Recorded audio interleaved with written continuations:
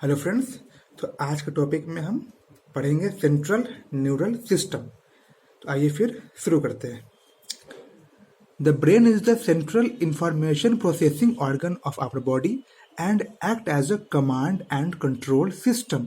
Brain जो है वो हमारे बॉडी का सेंट्रल इंफॉर्मेशन ऑर्गन होता है, ठीक है, और वो इंफॉर्मेशन को कमांड और कंट्रोल करता है। It controls the voluntary movement, balance of the body, functioning of vital involuntary organs that is lungs, heart, kidney, thermoregulation, hunger and thirst, circadian rhythm of our body, activities of several endocrine glands and human behavior। ठीक है, तो ये जो हमारा CNS है ये करता है कंट्रोल बॉडी बैलेंस को, फंक्शन ऑफ वाइटल ऑर्गन को, हंगर, थर्स्ट, ठीक है। It is also the site of processing of vision, hearing, speech, memory, intelligence, emotion and thought. ठीक है, और इसके पास vision, hearing, speech, memory, intelligence, emotion and thought की भी साइट होती है। ठीक, the human brain is well protected by the school.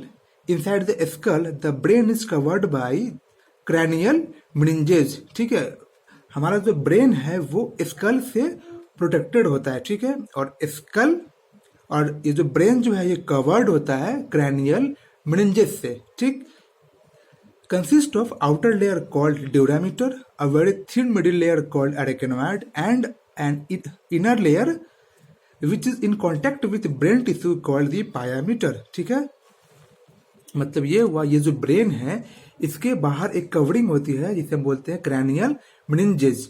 ठीक है, और उसमें 3 लेयर होती है। सबसे आउटर को बोलते हैं ड्यूरामीटर, जो उसके नीचे है उसे बोलते हैं अरेकनॉइड, और जो सबसे नीचे होती है और वो कांटेक्ट होती है ब्रेन टिश्यू के साथ उसे बोलते हैं पायामीटर।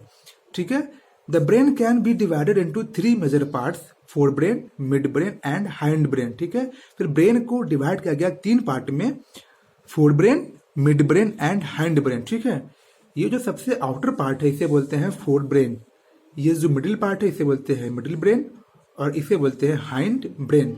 ठीक है,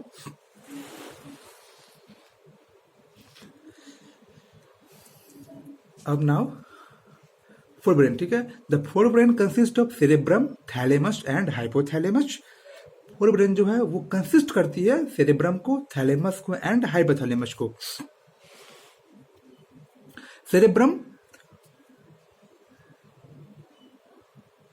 cerebrum forms the major part of human brain. ठीक है, ह्यूमन ब्रेन का सबसे मैक्सिमम पार्ट जो है वो बनाता है सेरेब्रम। ठीक है, a deep cleft divides the cerebrum longitudinally into 2 halves which are termed as the left and right cerebral hemisphere। ठीक है, चलिए मानते हैं ये हमारा ये जो है ये आगे से क्या है फोरब्रेन है। ठीक है, तो एक लॉन्गिट्यूडनली जो ऐसे पास किया है, ठीक, वो इसे डिवाइड कर देता है फोरब्रेन को 2 पार्ट में। एक को बोलते हैं सेरेब्रल हेमिस्फीयर और इसे भी क्या बोलेंगे, सेरेब्रल हेमिस्फीयर। ठीक है, ये पूरा तो है फोर ब्रेन ही। ठीक है, इसे एक लॉन्गिट्यूडनली डिवाइड कर दिया गया 2 इक्वल हाफ में, एक को बोलेंगे सेरेब्रल हेमिस्फीयर और दूसरे को भी बोलेंगे सेरेब्रल हेमिस्फीयर। ठीक है, the hemisphere are connected by a tract of nerve fibre called corpus callosum. ठीक है, और ये जो 2 सेरेब्रल हेमिस्फीयर है, ये जो 2 सेरेब्रल हेमिस्फीयर है, इस दोनों को कनेक्ट करती है कॉर्पस कैलोजम। ठीक है, वो यहाँ पे लिखा हुआ है, the hemispheres are connected by a tract of nerve fibre called corpus callosum. The layer of cell which covered the cerebral hemisphere is called cerebral cortex. ठीक है, और जो लेयर कवर करती है सेरेब्रल हेमिस्फीयर को उसे बोलते हैं सेरेब्रल कॉर्टेक्स। ठीक है, and is throne into prominent fold. ठीक है, ये समझिए फिगर से, जैसे मैं ये जो हमारा एक सेरेब्रल हेमिस्फीयर, एक वैसे ही एक यहाँ पर भी होगा। ठीक है, इसको क्योंकि इससे ऐसे डिवाइड किया गया, ठीक है ना, तो एक पार्ट ये है और एक पार्ट सेम इसके ऊपर होगा। ठीक है, तो ये हमारा एक सेरेब्रल हेमिस्फीयर है, तो इसके ऊपर जो कवरिंग होती है उसे हम लोग बोलते हैं सेरेब्रल कॉर्टेक्स, और वो जो है वो ये जो देख रहे प्रोमिनेंट, इस टाइप की प्रोमिनेंट में वो लगी हुई होती है। ठीक है ना,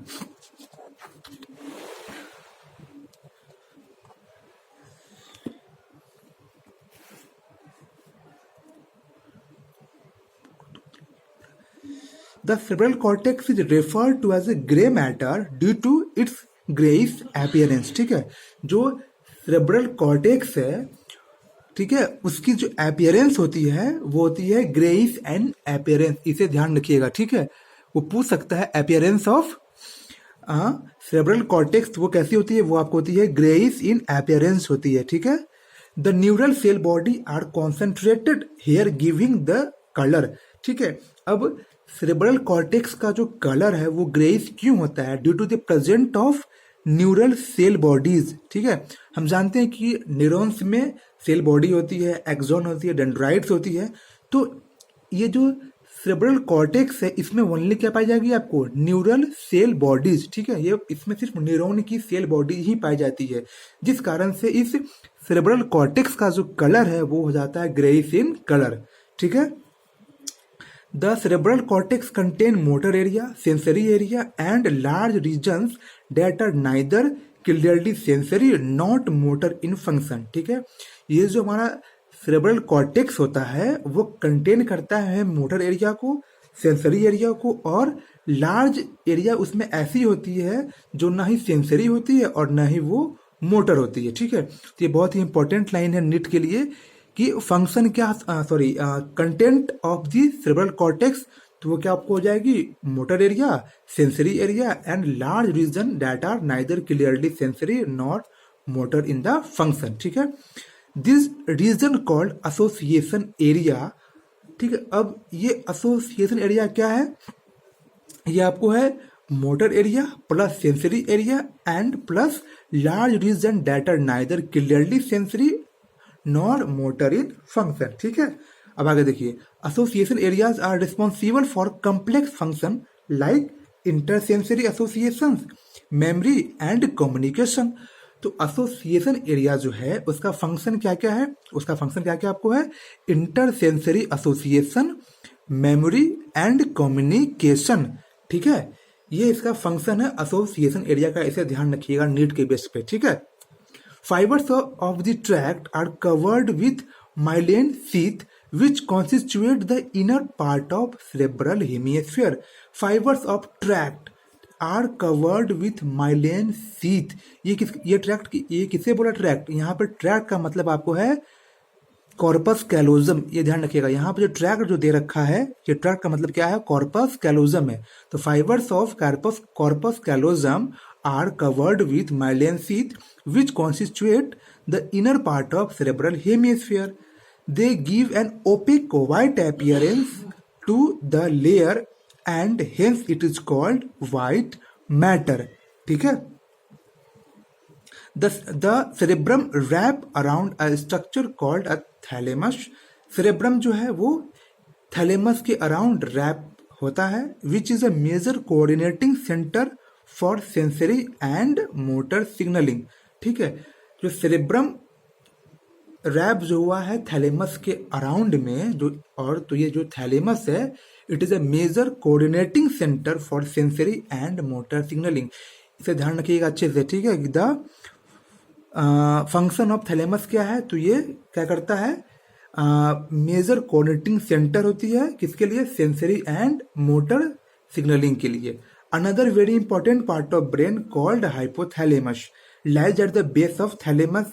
ये जो हाइपोथैलेमस है वो थैलेमस के बेस पर पाई जाती है। The hypothalamus contains a number of centre which control body temperature, urge for the eating and drinking. ये जो हाइपोथैलेमस है ये बहुत सारे सेंटर को कंट्रोल करती है, जैसे में बॉडी टेम्परेचर हो गई, urge for eating and drinking को भी। It also contains several group of neurosecretory cells which secrete hormone called hypothalamic hormone. ठीक है, और ये जो थैलेमस ये जो हाइपोथैलेमस जो है ये कंटेन करती है बहुत सारे न्यूरो सेक्रेटरी सेल को जो सिक्रेट करती है हाइपोथैलेमिक हार्मोन। ठीक है, the inner parts of cerebral hemisphere and a group of associated deep structures like amygdala, hippocampus, etc. forms a structure called limbic lobe or limbic system। इसे अच्छे से याद रखिएगा, नीट में आ चुका है ये लाइन उठकर। The inner part of cerebral hemisphere and a group of associated deep structures like amygdala, hippocampus etc forms a complex structure called limbic lobe और लिम्बिक सिस्टम। क्वेश्चन ये आता है कि लिम्बिक सिस्टम या फिर लिम्बिक लोब किस किस से मिलने से बना है, ठीक है। तो वो बना है कैसे, the inner part of cerebral hemisphere and a group of associated deep structure like amygdala, hippocampus and etc forms a complex structure called the limbic lobe or limbic system, ठीक है। Along the hypothalamus, it is involved in the regulation of sexual behavior, expression of emotional reaction that is excitement, pleasure, rage and fear and motivation. अब देखिए ये जो हमारा limbic lobe है और जो लिम्बिक सिस्टम है ये और प्लस हाइपोथैलेमस दोनों मिलकर रेगुलेट करती है सेक्सुअल बिहेवियर को, एक्सप्रेशन ऑफ इमोशनल रिएक्शन को, जैसे में excitement, pleasure, rage and fear and motivation को, ठीक है। तो यहाँ से यहाँ जो है ये लाइन बहुत ही इंपॉर्टेंट है नीट के लिए, ठीक है।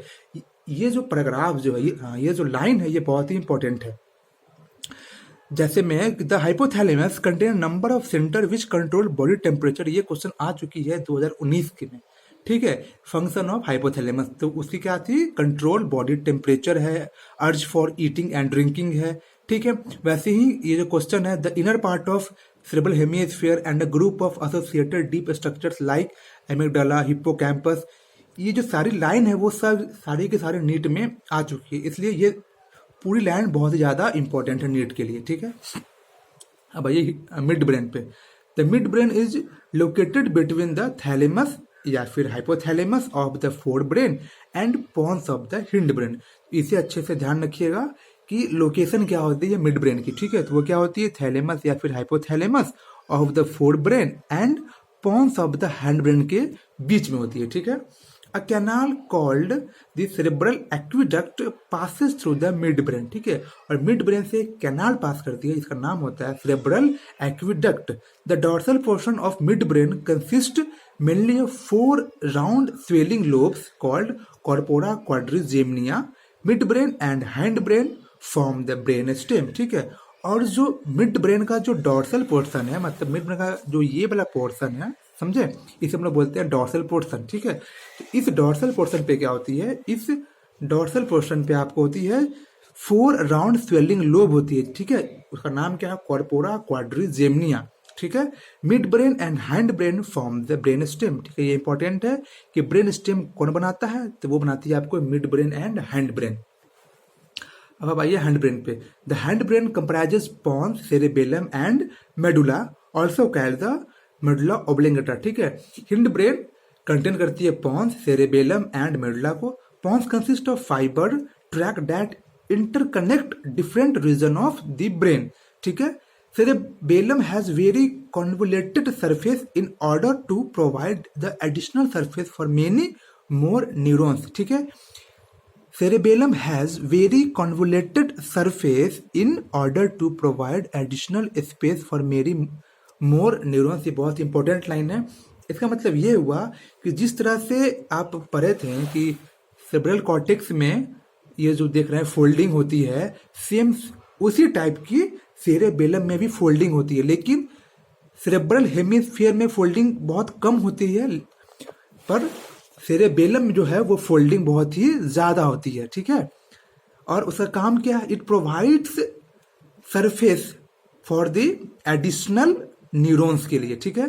The medulla of the brain is connected to spinal cord. The medulla contains centre which control respiration, cardiovascular flexes and gastric secretions, ठीक है। ये जो मेडुला जो है वो कनेक्ट होती है स्पाइनल कॉर्ड से, और इसके पास जो सेंटर होती है that control the respiration, cardiovascular reflexes and gastric secretion. ये इंपॉर्टेंट है। इसके पास मतलब मेडुला ऑब्लिंगेटा के पास किस चीज का होता है सेंटर, तो आपको respiration, gastric secretion and cardiovascular reflexes का। Brain stem forms the connection between brain and spinal cord. Brain stem जो है वो कनेक्शन बनाता है ब्रेन एंड स्पाइनल कॉर्ड के बीच का, ठीक है।